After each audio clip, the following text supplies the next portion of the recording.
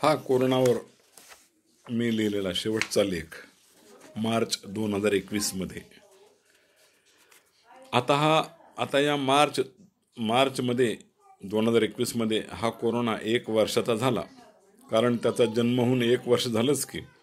त्याचा जन्म चीनमध्ये झाला, म्हणजे त्याच्या आईची डिलिव्हरी चीनमध्ये झाली आणि तिथे हे सुपुत्र जन्मलं.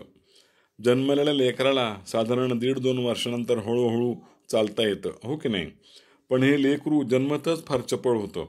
एका झटक्यात ते सगळ्या जगात फिरलं, प्रत्येक देशामध्ये आपली आठवण ठेवून आलं. आता हे लेकरू जन्मल्यावर काही दिवसांनी त्याचं बारसं होतं आणि लगेच त्याचं नाव ठेवतात, हो ना? पण या लेकराला तर जन्मल्याबरोबरच कोरोना हे नाव दिलं गेलं. आता खरं तर बाळाची आत्या नाव सुचविते अशी प्रथा आहे. आता या कोरोनाची आत्या कोण आहे कोणास ठाऊक. भातचा जर एवढा प्रतापे निघाला तर आत्या मुळात कशी असेल? तर हे आपले प्रश्न अनुत्तरित आहेत. असो, आता या कोरोनाचं प्रस्थ किती वाढलं आहे. काही काळानंतर हा कोरोना जगातून पूर्ण नष्ट होऊन गेला तरी त्याची दहशत कायम राहणार. कारण लोकांना आता सारखं घरात राहायची सवय लागली आहे. बाहेर फिरणेच कुणाला नको वाटत आहे. मनच प्रत्येकाचे मरून गेले आहे. लोकांची मनस्थिती कशी बधीर झाली आहे.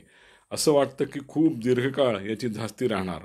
पुन्हा हे लॉकडाऊन कधी बंद पुन्हा चालू, कधी बंद परत चालू, म्हणजे तळ्यात मळ्यात, मळ्यात तळ्यात अशा चालूच हे राहणार. हे कोरोना मानलं तुला.